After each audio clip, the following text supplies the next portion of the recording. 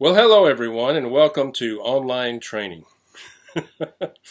Surgical technology, video 2. Just going to do a little short thing for you on hernias because we're going to be covering hernias this week in the assignments. And still morning, so I'm trying to get my eyes open.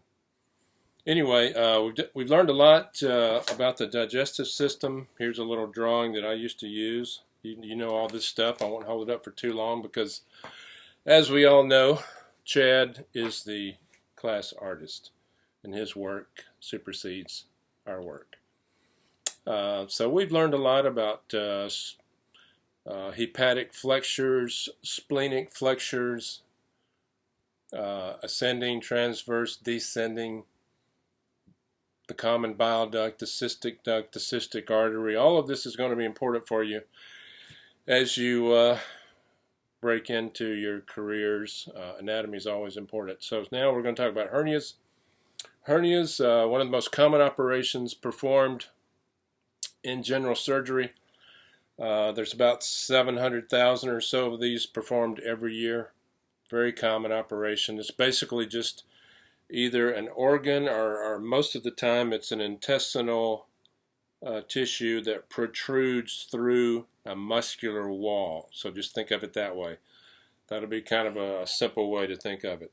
If there's a weakened area in the muscular wall, something can protrude through it. And this can happen, it's pretty common with men, but it can also happen with women too. Pretty common with men in labor jobs that have to exert a lot of stress and pressure. If they've had previous surgery or some weakening in their abdominal area or groin area, then something can protrude through that and they'll develop a hernia. People live with hernias for quite some time. Sometimes, you probably know, they reduce those hernias themselves. They just push them back in and go along with it. But usually when we see them, they're surgically repaired. Different types of hernias, where they're usually located in the abdominal area, the ventral area, called ventral hernias, since they're on the front, or on the top rather. Dorsal would be in the back, but hernias are going to be in the front because obviously that's where the intestinal tract is.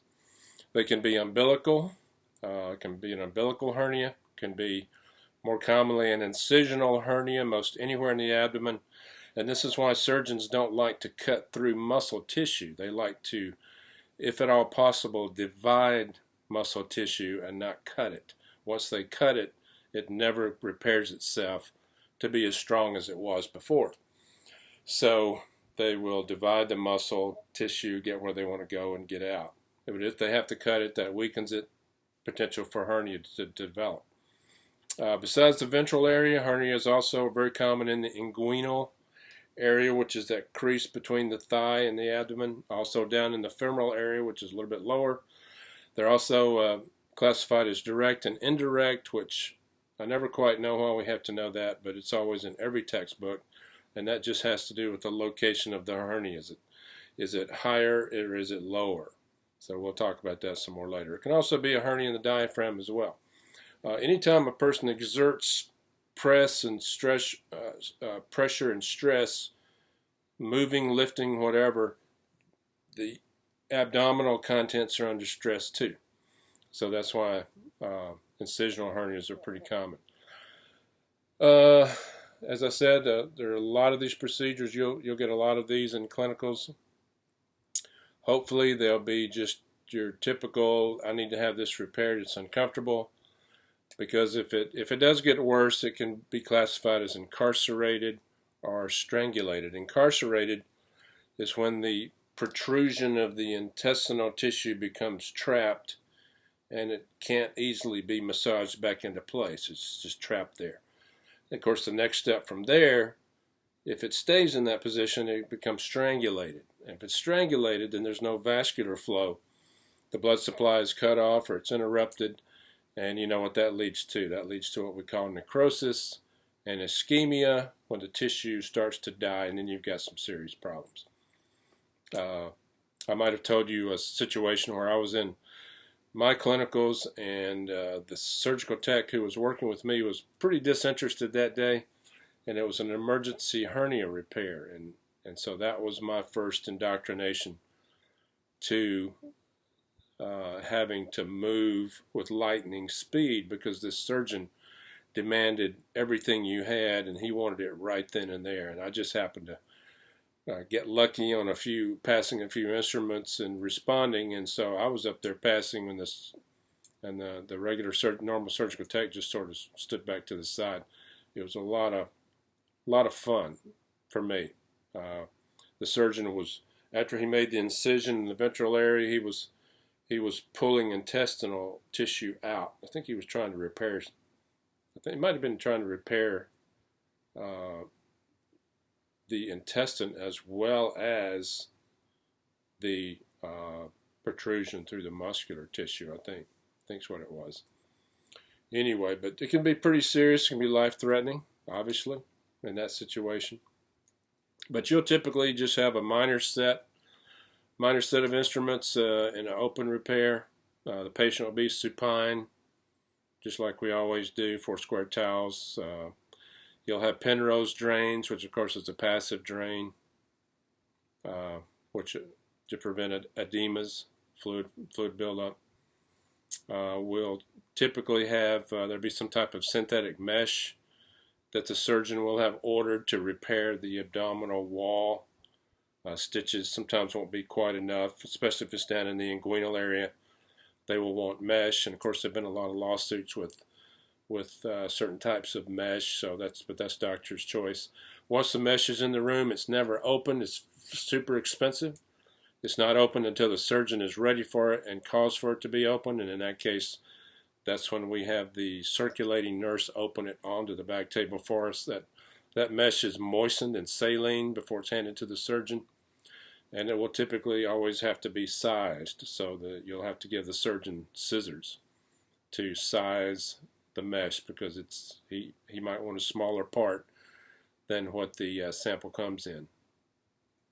But it's always moistened. It just there's some general rules. Everything that goes into the body, into the human body, you want to moisten it with saline if it's dry.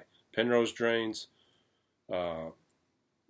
mesh, anything that goes into the body and it's going to interact with the tissues for some time, moisten it with saline. You'll never lose that way. So let's see, what else about hernias? Like I said, they can become trapped.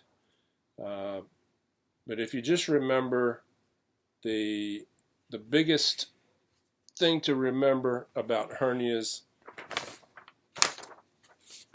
well, here's a diagram here. You can have hernias usually in this area right here, abdominal hernias. You can have them in the inguinal area, which is this crease down here, or you can have them below. They would be called a femoral hernia down in here. You can have them in the umbilical. Anytime someone, that's why we say surgery is not